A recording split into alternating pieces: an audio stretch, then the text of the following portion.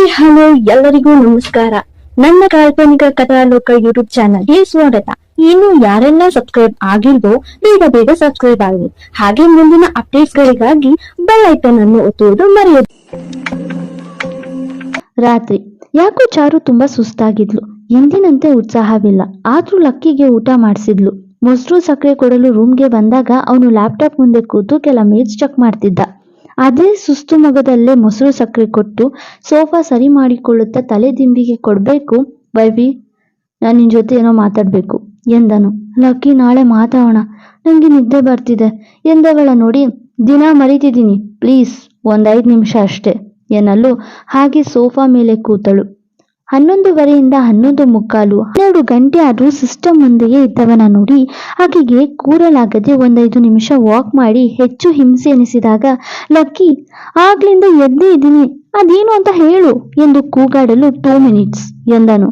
ಮತ್ತರ್ಧ ಗಂಟೆ ಆದ್ರೂ ಹೇಳಲಿಲ್ಲ ಬೀಬಿ. ಇನ್ನ ಕಾಯೋಕ್ಕಾಗಲ್ಲ ಲಕ್ಕಿ, ನಂಗೆ ಸುಸ್ತಾಗ್ತಿದೆ ಎಂದು ಮಲಗುವ ನಿರ್ಧಾರ ಮಾಡಿದಾಗ, ವೈಫಿ, ಆ ಫ್ಲಾಟ್ ಬಗ್ಗೆ ಮಾತಾಡ್ಬೇಕು. ದಿಯಾ ಅದನ್ನ ರಿಜೆಕ್ಟ್ ಮಾಡಿದಾಳೆ. ಅವಳಿಗೇನಾಯ್ತು? ಅದನ್ನ ಕೇಳೋಕೆ ಕಾಲ್ ಮಾಡಿದ್ದೆ ಅವಳಿಗೆ, ಆದ್ರೆ ಇವತ್ತು ಏನೇನೋ ಆಗೋಯ್ತು, ಸೊ ಐ ಫಾರ್ಗಾಟನ್ ಎಂದವನ ನೋಡಿ, ಇದ್ರ ಬಗ್ಗೆನಾ, ನಾಳೆ ಮಾತಾಡೋಣ ಎಂದು ಅಸಡ್ಡೆ ತೋರಿದಾಗ ಅದ್ಯಾಕೋ ಅವನಿಗೆ ಹಿಡಿಸ್ಲಿಲ್ಲ. ಏನ್ ಅಷ್ಟೊಂದು ನೆಗ್ಲೆಕ್ಟ್ ಮಾಡ್ತಿದ್ಯಾ ಚಾರುಣ್ಯ? ಅದು 1-2 ಸಾವಿರದ ಫ್ಲಾಟ್ ಅಲ್ಲ, ಇಟ್ಸ್ ವರ್ತ್ ನಿಯರ್ಲಿ 85 lakh ಎಂದು ದುಡ್ಡಿನ ಬಗ್ಗೆ ನುಡಿದವನ ಪರಿ ಹಿಡಿಸದವಳು, ಅಂದ್ರೆ ಅದ್ರ ಬೆಲೆ ನಂಗೆ ಗೊತ್ತಿಲ್ಲ ಅಂತ ಹೇಳ್ತಿದ್ಯಾ, ಅಥವಾ ಅಷ್ಟು ದುಡ್ಡಿರೋ ಫ್ಲಾಟ್ ಕೊಡ್ತಿದ್ದೀನಿ ಅಂತ ಚುಚ್ಚು ಮಾತಾಡ್ತಿದ್ಯಾ ಎಂದು ಸಿಡುಕುತ್ತಾ ಎದ್ದು ನಿಲ್ಲಲು, ಹಾಗಲ್ಲ, ಅದನ್ನ ರಿಜಿಸ್ಟರ್ ಮಾಡ್ಬೇಕು ಅಂತ 3 ದಿನದಿಂದ ನನ್ನ ಟೀಮ್ ಕಾಯ್ತಿದೆ. ಪದೇ ಪದೇ ನಿಮ್ಮಿಂದ ಸುತ್ತೋಕೆ ಲಕ್ಕಿ ಟೀಮ್ಗೆ ಅದೊಂದೇ ಕೆಲಸ ಇರಲ್ಲ. ಅದಕ್ಕೆ ಅವಳಿಗೆ ಹೇಳು ನಾಳೆ ರಿಜಿಸ್ಟರ್ ಆಗೋಕೆ. ಈ ನಡುವೆ ನಿನ್ನಿಂದ ನಿನ್ ಮನೆಯವರ ಸಮಸ್ಯೆಗಳಿಂದ ವರ್ಕ್ ಹೆಚ್ಚಾಗಿದೆ. ನಿನ್ನ ಭೇಟಿ ಆದಾಗಿಂದ ಸರಿಯಾಗಿ ಮಲ್ಗೋಕಾಗ್ತಿಲ್ಲ, ಎದ್ದೇಳೋಕಾಗ್ತಿಲ್ಲ. ಫ್ಲಾಟ್ ಕೆಲಸನ ತಡ ಮಾಡಿಸ್ಬೇಡ, ಫಾರ್ಮಾಲಿಟೀಸ್ ಇದೆ, ಅವಳಿಗೆ ಹೇಳು ಎಂದು ಬೆಡ್ ಕಡೆ ಹೋದವನ ಕಿವಿಗೆ ಕೇಳುವಂತೆ, ನಾನೇ ಫ್ಲಾಟ್ ತಗೋಬೇಡ ಅಂತ ಹೇಳ್ದೆ ಎಂದ್ಬಿಟ್ಟಿದ್ಲು. ಅವನ ಮಾತುಗಳಿಗೆ ರೇಗಿ, ಏನ್ ಹೇಳ್ತಿದ್ಯಾ? ಯಾಕೆ ಬೇಡ ಅಂದೆ? ಆ ಫ್ಲಾಟ್ ಇಷ್ಟ ಆಗ್ಲಿಲ್ವಾ, ಅಥವಾ ಬೇರೇನಾದ್ರೂ ಪ್ರಾಬ್ಲಮ್ಮಾ ಕೇಳುತ್ತಾ ಹತ್ರ ಬಂದನು ಬೀಬಿ. ನಾನೇ ಪ್ರಾಬ್ಲಮ್ ಅಲ್ವಾ? ಅಂದ್ಮೇಲೆ ನಂಗೆ ಪ್ರಾಬ್ಲಮ್ಸ್ ಅನ್ನೋದು ಬೈ ಬರ್ತ್ ಬಂದಿದೆ, ಏನ್ ಮಾಡೋದು? ನಿಂಗೆ ನಾನು ಕಟ್ಕೋ ಅಂದಿಲ್ಲ ಅಂದಿದ್ರೆ ಇದೆಲ್ಲ ನಡೀತಾನೆ ಇರ್ಲಿಲ್ಲ. ಚಾಲೆಂಜ್ ಮಾಡಿ ದೊಡ್ಡ ತಪ್ಪು ಮಾಡ್ದೆ ನೋಡು. ಮಾತಿಗೆ ಮಾತು ಬೆಳೆಸ್ಬೇಡ, ನನ್ಗೆ ನಿದ್ದೆ ಬರ್ತಿದೆ. ಫ್ಲಾಟ್ ಯಾಕೆ ಬೇಡ ಅಂದೆ ಅದನ್ನ ಹೇಳು ಸಾಕು. ಏನ್ ಪ್ರಾಬ್ಲಮ್ ಎಂದು ಕೇಳಿದಾಗ, ಬೇರೆ ಏನ್ ಪ್ರಾಬ್ಲಮ್ ಇಲ್ಲ, ನಂಗೆ ನಿನ್ ಮೇಲೆ ನಂಬಿಕೆ ಇಲ್ಲ ಎಂದು ಕಠೋರವಾಗಿ ನುಡಿದವಳ ಮಾತಿಗೆ, ಯಾಕೆ ನಂಬಿಕೆ ಇಲ್ಲ? ನಾನೇನಾದ್ರೂ ಮಾತು ಮೀರಿದ್ದೀನ, ಅಥವಾ ಮಾತು ಕೊಟ್ಟು ತಪ್ಪಾಗಿ ನಡ್ಕೊಂಡಿದ್ದೀನ? ಕೇಳಿದವನಿಗೆ ಈ ಸಲ ಕೊಂಚ ಕೋಪ ಹೆಚ್ಚಾಗಿತ್ತು. ನೀನು ಯಾವಾಗ ಹೇಗಿರ್ತೀಯ ಅನ್ನೋದೇ ಗೊತ್ತಾಗಲ್ಲ. ಈಗ ಫ್ಲಾಟ್ ಕೊಟ್ಟು ಆಮೇಲೆ ಅದನ್ನ ಕಿತ್ಕೊಂಡು ನನ್ನ ನಿನ್ನ ಆಟಕ್ಕೆ ಬಳಸ್ಕೊಳ್ಳಲ್ಲ ಅನ್ನೋಕೆ ಏನ್ ಗ್ಯಾರಂಟಿ ಎಂದಾಗ ಸಿಟ್ಟಾದವ ಅವಳ ತೋಳಿಡಿದು, ಆ ಥರ ಬಳಸ್ಕೊಳ್ಳೋ ಹಾಗಿದ್ರೆ ನಮ್ಮ ನಡುವೆ ಬಂದ ಎಲ್ಲ ರಾತ್ರಿಗಳು ನಿಂಗೆ ನರಕ ಆಗಿರೋದು ಎಂದವನ ಕೈ ಹಿಡಿತಕ್ಕೆ ಈ ಬಾರಿ ಹೆಚ್ಚು ಸುಸ್ತಾಗಿದ್ದ ಚಾರುಗೆ ಭರಿಸಲು ಆಗ್ಲಿಲ್ಲ. ಹೀಗೇನು ಪ್ರತಿ ಹಗಲು ರಾತ್ರಿ ಸ್ವರ್ಗದಿಂದ ಇದ್ದೀನಿ ಅನ್ಕೊಂಡ? ಬಿಡು ಲಕ್ಕಿ, ಬಿಡು. ಮೊದ್ಲು ಮೃಗದ ರೀತಿ ವರ್ತನೆ ಮಾಡೋದ್ ನಿಲ್ಸು, ಮನುಷ್ಯರಂತೆ ನಡ್ಕು, ಬಿಡು ನನ್ನ ಎಂದಾಗ ಇನ್ನಷ್ಟು ಕೋಪಗೊಂಡವ ತೋಳು ಬಿಟ್ಟು ಎಂದಿನಂತೆ ಅವನ ಕೈ ಹೊರಟಿದ್ದು ಅವಳ ನಡುವಿನತ್ತವೆ. ಆದ್ರೆ ಅವನ ಹಿಡಿತಕ್ಕೆ ಈ ಬಾರಿ ಚಾರು ತುಂಬಾ ಒದ್ದಾಡಿದ್ಲು.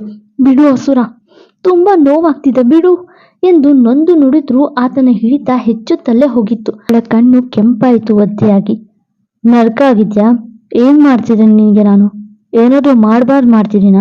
ನನ್ ಮಾತ್ ಮೀರ್ತೀನಿ ಅಂತೀಯಲ್ಲ, ಅಷ್ಟೊಂದು ಕೀಳ್ಮಟ್ಟಕ್ಕೆ ಇಳಿತೀನಿ ನಾನು ಅಂತ ಯಾಕೆ ಅನ್ಸುತ್ತೆ ನಿಂಗೆ?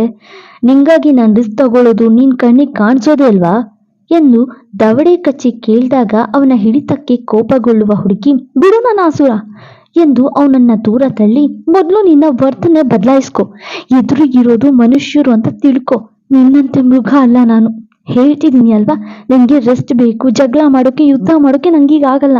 ಎಲ್ಲವನ್ನ ಬಿಡಿಸಿ ಹೇಳೋಕ್ಕಾಗಲ್ಲ ಲಕ್ಕಿ, ಅರ್ಥ ಮಾಡ್ಕೊ ಎಂದು ಅಲ್ಲಿದ್ದ ರಗ್ಗಿಡಿದು, ನಾನಿವತ್ತು ಪಕ್ಕದ ರೂಮಲ್ಲಿ ಮಲಗ್ತೀನಿ ಎಂದು ಹೋದವಳು ಮತ್ತೆ ವಾಪಸ್ಸಾಗಿ, ಅಮ್ಮ ಬರೋವರೆಗೂ ನಾನು ಅಲ್ಲೇ ಇರ್ತೀನಿ ಎಂದು ಹೋಗುವಾಗ ಅಡ್ಡ ಹಾಕಿದವ, ಎಲ್ಲ ಮಲ್ಗು ಎಂದನು. ಬೇಕಿಲ್ಲ, ನನಗೆ ಕಂಫರ್ಟ್ ಆಗಿರಲ್ಲ, ನಾನು ಅಮ್ಮನ ರೂಮಲ್ಲೇ ಮಲಗ್ತೀನಿ ಎಂದು ಹೊರಟವಳ ನೋಡಿ ಕೈ ಹಿಡಿದು ಮತ್ತೊಮ್ಮೆ ಎಳೆದವ, ನಿನ್ನನ್ನ ಇಲ್ಲಿಂದ ಕಳುಹಿಸೋಲ್ಲ ನಾನು ಎಂದು ಹಠ ಹಿಡಿದಾಗ, ಹೇ ಅಸುರ, ಯಾಕೋ ಇಷ್ಟು ಕಾಟ ಕೊಡ್ತೀಯ? ನಿಂಗೆ ಹೇಳದೆ ಅರ್ಥ ಆಗಲ್ವಾ? ಎಲ್ಲ ಹೇಗೆ ಬಾಯ್ ಬಿಟ್ಟು ಹೇಳಲಿ ನಾನು? ನಂಗೆ ಹಿಂಸೆ ಆಗ್ತಿದೆ, ಬಿಡು, ನನ್ನ ಮುಟ್ಬೇಡ ನನ್ನ ಎಂದು ಕಿರುಚಿದಾಗ, ಬೇಕು ಅಂದರೆ ನಾನೇ ಸೋಫಾ ಮೇಲೆ ಮಲಗ್ತೀನಿ, ಪ್ಲೀಸ್ ಇಲ್ಲ ಮಲ್ಗು ಎಂದು ಮೆತ್ತಗೆ ನುಡಿದು ಅವಳನ್ನ ಬಿಟ್ಟು. ಆದರೆ ಚಾರುಗೆ ಯಾಕೋ ಸರಿ ಅನ್ನಿಸ್ಲಿಲ್ಲ. ಇಲ್ಲ, ದಯಮಾಡಿ ಹೋಗಕ್ ಬಿಡು. ಅವ ಅಡ್ಡ ಬರಲು, ನಾನು ಹೋಗೋಕ್ ಬಿಡು ಲಕ್ಕಿ ಎಂದು ಹೊರಟಳು. ಅವಳು ಹೋಗಿದ್ದು ನೋಡಿ ಸಿಟ್ಟಾದವ ಟೀಪಾಯಿನ ಕಾಲಲ್ಲಿ ಒದ್ದು ಮಂಚದ ಮೇಲಿದ್ದ ಬೆಡ್ಶೀಟ್ ಎಲ್ಲವನ್ನು ಎಳೆದಾಡಿ ಸಿಟ್ಟಲ್ಲೇ ಮಲಗಿದ. ಮುಂಜಾನೆ 6ಕ್ಕೆ ಲಕ್ಕಿಗೆ ಎಚ್ಚರವಾಗಿತ್ತು. ಪಾಪ ರಾತ್ರಿ ಪೂರ್ತಿ ಹುಡುಗ ನಿದ್ದೆನೆ ಮಾಡಿರ್ಲಿಲ್ಲ. ಅವನ ಹೆಂಡತಿ ಅದೇನೋ ಸೋ ಕೋಲ್ಡ್ ವೈಫಿ ಬಗ್ಗೆ ಯೋಚಿಸುತ್ತಾ ಮಾರ್ನಿಂಗ್ ವಾಕ್ ಹೋಗಿ ಬರೋಣ ಎನಿಸಿ ಎದ್ದು ಹೊರಗಡೆ ಬಂದನು. ಯಾವಾಗ್ಲೂ 6ಕ್ಕೆ ಏಳುತ್ತಿದ್ದ ಚಾರು ಇನ್ನೂ ಎದ್ದಿಲ್ಲ. ನಿದ್ದೆ ಮಾಡ್ತಿರ್ಬೋದು, ನನ್ನ ನಿದ್ದೆ ಕಿಟ್ಕೊಂಡು ನೀ ನಿದ್ದೆ ಮಾಡ್ತಿದ್ಯಾ ವೈಫಿ? ಬಾಗ್ಲು ತೆಗೆದು ಮಲಗಿದ್ಯಾ ಎನ್ನುತ್ತಾ ಬಾಗ್ಲು ಮೆಲ್ಲಗೆ ತಳ್ಳುವ ಸಾಹಸ ಮಾಡಿ, ಆದ್ರೆ ಇವನ ಕಾಟಕ್ಕೆ ಬಾಗ್ಲಾಕೊಂಡೇ ಮಲಗಿದ್ಲು. ಓಕೆ, ವಾಕ್ ಮಾಡಿ ಬರುವಷ್ಟರಲ್ಲಿ ಎದ್ದಿರ್ತೀಯನೋ ನೋಡ್ತೀನಿ ಎನ್ಕೊಂಡು ವಾಕಿಂಗ್ಗೆ ಹೋದ. ಸಮಯ 7 ಗಂಟೆ. ಅವನ ವಾಕಿಂಗ್ ಮುಗ್ದಿತ್ತು. ಮನೆ ಬಾಗ್ಲಲ್ಲಿ ರಂಗೋಲಿ ಚೆನ್ನಾಗಿ ಕಂಡಿತ್ತು. ಆದ್ರೂ ಅದು ಚಾರು ಹಾಕಿಲ್ಲ ಅನಿಸಿ, ವೈಫಿ ಮದ್ವೆ ಆದ್ಮೇಲೆ ಮೊದಲ ಬಾರಿಗೆ ರಂಗೋಲಿ ಹಾಕಿಲ್ಲ, ಯಾಕೆ? ಅನುಮಾನದಿಂದಲೇ ಮನೆಯೊಳಗೆ ಬಂದನು. ದೇವರ ಮನೆಯಲ್ಲಿ ಕಂಬ್ಳಿ ಅಲಂಕಾರ ಮಾಡ್ತಿದ್ದುದು ನೋಡಿ, ಫಸ್ಟ್ ಟೈಮ್ ರಾಯರ ಕೆಲಸವನ್ನ ಕಂಬ್ಳಿಗೆ ಯಾಕೆ ಒಪ್ಸಿದ್ಲು ಎಂದು ಅನುಮಾನ ಪಡುತ್ತಲೇ ನೀರು ಕುಡಿಯುತ್ತಿದ್ದವನ ಕಣ್ಣಿಗೆ ಸ್ನಾನ ಮುಗಿಸಿಕೊಂಡು ಕನಕಾಂಬರ ಬಣ್ಣದ ತೆಳ್ಳಗಿನ ಸೀರೆಯಲ್ಲಿ ಕನಕಾಂಬರ ಹೂವಿನಂತೆಯೇ ಸೆಳೆಯುತ್ತಾ ಕಂಡಳು ಚಾರು. ಸೀರೆ ಹೇಳ್ ಮಾಡಿಸಿರೋ ಚೆಲುವೆ ಎಂದುಕೊಂಡು ಬೇಕೆಂದೇ ಅವಳ ಮುಂದೆ ಬಂದನು. ಮೆಟ್ಟಿಲಿಳಿಯುತ್ತಿದ್ದವಳನ್ನ ಅಡ್ಡ ಹಾಕುವ ಹಾಗೆ ಅಡ್ಡಡ್ಡ ಬರುತ್ತಾ ಮೆಟ್ಟಿಲೆತ್ತಲು ಆಕೆ ಮುಖ ನೋಡದೆಯೇ ಮೆಟ್ಟಿಲಿಳಿಯುತ್ತಾಳೆ. ಅಯ್ಯೋ ಲಕ್ಕಿ, ಇದೇನೋ ಮತ್ತದೇ ಕೋಪ, ಮೌನ, ಮಾತ್ ಬಿಟ್ಲ, ಹುಚ್ಚಿಡಿಯೋದು ಪಕ್ಕಾ ನಿನ್ಗೆ ಎಂದುಕೊಂಡವ, ಮಾತಿಗೂ ಮಾತು ಬಿಡೋದು ಸಣ್ಣ ಮಕ್ಕಳು ಗುಣ. ನನ್ನ ಮಿಸ್ ಪ್ರಬಲಿಗೆ ಹೆದರಿಸಿ ಬೆದರಿಸಿ ಕೆಲಸ ಮಾಡಿಸ್ಕೊಂಡು ಅಭ್ಯಾಸ, ಮಾತು ಬಿಟ್ಟು ಬ್ಲ್ಯಾಕ್ ಮೇಲ್ ಮಾಡೋದಲ್ಲ ಎಂದು ಅವಳಿಗೆ ಕೇಳಿಸುವಂತೆಯೇ ನುಡಿದನು. ಅವಳು ಏನೂ ಉತ್ತರಿಸಲಿಲ್ಲ. ಅಕ್ಕ, ಅಲಂಕಾರ ಆಯ್ತು, ಪೂಜೆ ನೀವು ಮಾಡೋ ಹಾಗಿಲ್ಲ ಅಲ್ವಾ? ನಾನು ಈಗಲೇ ಮಾಡಿಬಿಡ್ಲಾ? ಕಮಲಿ ಕೇಳಿದಾಗ, ಇನ್ನ 2 ದಿನ ನೀನೇ ಅಲಂಕಾರ ಮಾಡಿ ಪೂಜೆ ಮಾಡು, ನಾನು ರಜೆಯಲ್ಲಿದ್ದೀನಿ ಎಂದಳು ಚಾರು. ಅದನ್ನ ಇನ್ನೂ ಅಲ್ಲೇ ಇದ್ದು ಕೇಳಿಸಿಕೊಂಡವನಿಗೆ ಅರಿವಾಗಿತ್ತು ಅವಳಿಗೆ ತಿಂಗಳಿನ ಸಮಸ್ಯೆ ಎಂದು. ರೂಮಿಗೆ ಬಂದವ ನಿನ್ನೆ ಅವರೊಟ್ಟಿಗೆ ಮುಗದಂತೆ ನಡ್ಕೊಂಡಿದ್ದು ತಪ್ಪೆನಿಸಿತ್ತೋ ಏನೋ. ಅವನ ಮುಖವನ್ನ ಕನ್ನಡಿಯಲ್ಲಿ ನೋಡ್ಕೊಂಡು ಅವನೇ ಉಗಿದುಕೊಂಡ. ಗಾರ್ಡನ್ ಅಲ್ಲಿ ಗಿಡಗಳಿಗೆ ನೀರಾಕುವ ಮೂಲಕ ಸ್ವಲ್ಪ ಒಳ್ಳೆ ಗಾಳಿ ತೆಗೆದುಕೊಳ್ಳುತ್ತಾ ನಿಂತಿದ್ದವಳ ಮುಂದೆ ಕ್ಯಾಡ್ಬರಿ ಚಾಕ್ಲೇಟ್ ಕಂಡಿತು. ಯಾರಿದು ಎಂದು ಕೈ ಕಡೆಯೇ ನೋಡಲು ಲಕ್ಕಿ ಕಂಡನು. ಏನೊಂದು ನುಡಿಯ ನೀರಾಕುತ್ತಿದ್ದವಳ ಮುಂದೆ ಇನ್ನೊಂದು ಕ್ಯಾಡ್ಬರಿ ಹಿಡಿದವ ಈ ಬಾರಿ ಸಾರಿಯನ್ನು ಬಾಯಿ ಬಿಡದೆ ಕಿವಿ ಹಿಡಿದುಕೊಂಡು ತೂಟಿ ಮರೆಚಿದ. ಆದ್ರೂ ಚಾರು ಸುಮ್ಮನಿದ್ದಾಗ ಮೆಲ್ಲಗೆ ಹಾಡು ಶುರು ಮಾಡಿದ್ದ. ಕ್ಯಾಡ್ಬರಿ ಚಾಕ್ಲೇಟ್ಸ್ ತೋರುತ್ತಾ, kiss me, close your eyes, miss me, ಈ ಹಾಡನ್ನ ಹಾಡ್ತಾ ಚಾಕ್ಲೇಟ್ಸ್ ಅವಳ ಮುಂದಿಟ್ಟಾಗ ತುಟಿಯಲ್ಲಿ ನಗು ಮೂಡಿತ್ತು. ಆದ್ರೂ ಹಿಡಿದಿಟ್ಟುಕೊಳ್ಳುವ ಪ್ರಯತ್ನ ಮಾಡಿದ್ಲು. ಅವಳನ್ನ ಉಡದಂತೆ ಬಿಗಿದಪ್ಪದೆ ಸಮಯದಲ್ಲಿ ಚಾಕ್ಲೇಟ್ಸ್ ತಿನ್ನೋದು ಒಳ್ಳೆದಂತೆ, ಅದಕ್ಕೆ ತಂದೆ. ಕಿವಿಯಲ್ಲಿ ಪುಸುಗುಟ್ಟಲು ಸುಮ್ಮನೆ ನಿಂತಿದ್ಲು. ಈ ಟೈಮ್ನಲ್ಲಿ ತಲೆನೋವು, ಮೂಡ್ ಸ್ವಿಂಗ್, ಹೆಚ್ಚು ಸ್ಟ್ರೈನ್, ಹೊಟ್ಟೆ ನೋವು, ಸೊಂಟ ನೋವು ಬರುತ್ತೆ ಅಲ್ವಾ ವೈಫಿ ಎಂದಾಗ ಅವನಿಗೆ ಅವಳ ಸಮಸ್ಯೆ ತಿಳಿದಿದೆ ಎಂದರಿತವಳು ಪೈಪ್ ಅಲ್ಲೇ ಬಿಟ್ಟು, ಅದು ಲಕ್ಕಿ ಎಂದು ಅವನತ್ತ ತಿರುಗಿದಾಗ ಅವಳ ಕೈಗೆ ಚಾಕ್ಲೇಟ್ಸ್ ಬಾಕ್ಸ್ ಕೊಟ್ಟವನು, ನಿನ್ನೆ ರಾತ್ರಿ ಹುಡುಗಿರ್ ಸಮಸ್ಯೆ ಅಂದಿದ್ರೆ ಸಾಕಾಗಿತ್ತು, ನಾನು ಸುಮ್ಮನೆ ಇರ್ತಿದ್ದೆ. ನನಗೂ ಅರ್ಥ ಆಗುತ್ತೆ ವೈಫಿ, ಯಾಕಂದ್ರೆ ನಾನೇನು ಉದ್ಭವ ಮೂರ್ತಿ ಅಲ್ಲ.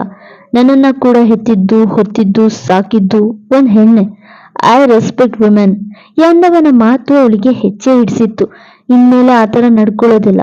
ನೀನು ಅಷ್ಟೇ, ಇದರ ಪ್ರಾಬ್ಲಮ್ ಆದಾಗ ಓಪನ್ ಅಪ್ ಆಗ್ಬೋದು ಎಂದು ಇನ್ನಷ್ಟು ಅದರ ಬಗ್ಗೆ ಮಾತಾಡಿ ಅವಳಿಗೆ ಮುಜುಗರ ತರಿಸದೆ, ತಿಂಡಿ ಮಾಡು ವೈಫಿ, ರೆಸ್ಟ್ ಮಾಡು, see you in the evening, ಸ್ವಲ್ಪ ವರ್ಕ್ ಇದೆ, ಅಲ್ಲೇ ತಿಂಡಿ ಮಾಡ್ತೀನಿ ಎಂದು ಹೋದನು.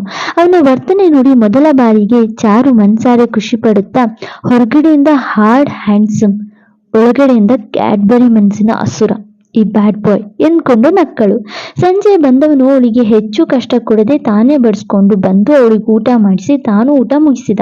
ಮಲಗುತ್ತಿದ್ದವಳ ಮುಂದೆ ನಿಂಬೆ ಹಣ್ಣಿನ ಶರಬತ್ತನ್ನ ತಾನೇ ಮಾಡ್ಕೊಂಡು ಬಂದವ ಈ ಸಮಯದಲ್ಲಿ ಇದು ಒಳ್ಳೇದೇ ಎಂದು ಕೊಟ್ಟಾಗ ಬೇಡವೆನ್ನದೆ ಕುಡಿದಳು. ಪಕ್ಕದ ರೂಮಲ್ಲಿ ಮಲಗಲು ಹೋಗ್ತಿದ್ದವಳ ಬಳಿ ಬಂದು, ಐ ಸ್ವೇರ್ ನೀನು ಆರಾಮಾಗಿ ಬೆಡ್ ಮೇಲೆ ಮಲಗಬಹುದು ವೈಫಿ ಎಂದಾಗ ಏನೊಂದು ನುಡಿಯದ ಮಂಚದ ಮೇಲೆ ಮಲಗಿದ್ಲು ಚಾರು. ಗುಡ್ ನೈಟ್ ವೈಫಿ ಎಂದವನು ಅವಳನ್ನ ನೋಡ್ತಾ ಸೋಫಾ ಮೇಲೆ ಮೈಯೊಡ್ಡಿದ. ಬ್ಯಾಡ್ ಬಾಯ್ ಎಂದರೂ ಆತನಲ್ಲಿರೋ ಒಳ್ಳೆಯ ಗುಣಗಳಿಗೆ ಚಾರು ಸೋಲುತ್ತಿದ್ದದ್ದು ಮಾತ್ರ ನಿಜವೇ.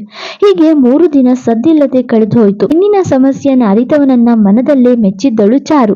ಊರಿಂದ ನಾಳೆ ಶೈಲಜರವರು ಬರುವುದಾಗಿ ತಿಳಿದು ಅವರ ಬಳಿ ಹಳ್ಳಿಗೆ ಹೋಗುವ ವಿಚಾರ ಹೇಳ್ಬೇಕೆಂದು ಖುಷಿಪಟ್ಟಳು ಚಾರು. ಯಾವಾಗ್ಲೂ ಸಂಜೆಯ ಮನೆಗೆ ಬರುತ್ತಿದ್ದ ಲಕ್ಕಿ ಅದೇಕೋ ಅವತ್ತು ತಡವಾಗಿ ಮನೆಗೆ ಬಂದಿದ್ದ.